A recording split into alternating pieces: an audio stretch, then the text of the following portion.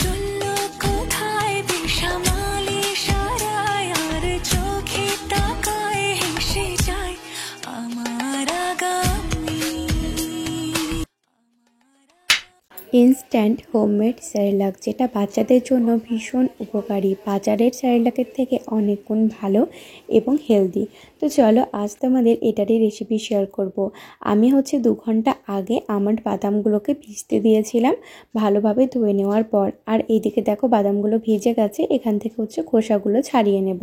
তোমরা তোমাদের বাচ্চাকে 6 মান্থের পরই এই স্যারেলাকটা খাওয়াতে পারবে।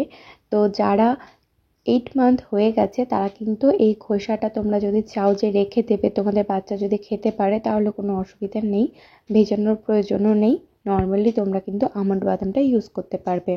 এখানে আমি কি ইউজ করছি দেখো, ওটস, নর্মাল ওটস, কোনো মশলা ওটস নয়। আর এখানে আছে তোমার একদম থিক পোহাটা, আর তার সাথে আছে মাখানা। আর আমন্ড বাদামগুলো তো আগেই আমি দেখো ছিলকা ছাড়িয়ে রেখেছি। আমি নর্মালি একটা কাপ নিয়ে নিয়েছি, এটার উপরে মাপ করে বানাচ্ছি। যেমন ধরো মাখানাটা এই কাপে 2 কাপ আছে, বাকি ওটস আর তোমার সমস্ত কিছু যা যা নিয়েছি, পোহা, সমস্ত কিছু কিন্তু 1 কাপ করে মাপ করে নিয়েছি। সমস্ত কিছু আলাদা করে করে আমি কিন্তু ড্রাই রোস্ট করে নেব, আর তোমরাও এরকমভাবেই ড্রাই রোস্ট করে নেবে। 6 থেকে 10 মান্থ পর্যন্ত তোমরা এই সব জিনিসগুলো দিয়েই খাওয়াতে পারো। তোমাদের বাচ্চা যদি 10 মান্থ প্লাস হয়ে থাকে তাহলে এর মধ্যে তোমরা ইউজ করতে পারো ছোলার ছাতু, কেউ কেউ ইউজ করতে পারো নর্মালি যে সুজিটা হয় সেটা ইউজ করতে পারো। তো এগুলো তোমরা ইউজ করতে পারো, বাট সুজি যদি দিয়ে থাকো তাহলে কিন্তু ইনস্ট্যান্ট হবে না, কারণ সুজিটা কিন্তু ফোটাতে হয় যতই তোমরা গুঁড়ো করে নাও না কেন। দেখো সমস্ত কিছু আমার ভাজা এদিকে কমপ্লিট হচ্ছে।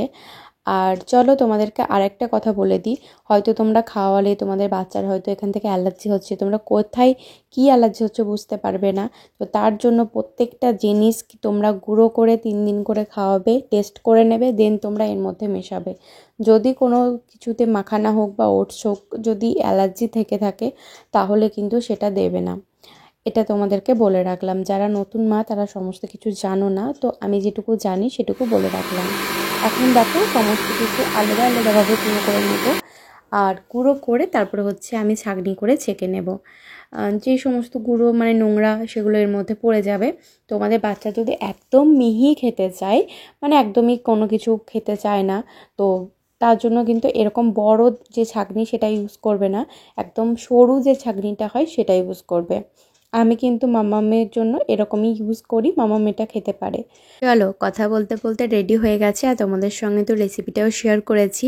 এবার এরকমভাবে আমি স্টোর করে নিচ্ছি। তো তোমরা চাইলে এটা ফ্রিজে রাখতে পারো, আমি ফ্রিজে রাখি না, নর্মালি রাখি। বাই বাই, ভিডিওটা কেমন লাগলো জানিও।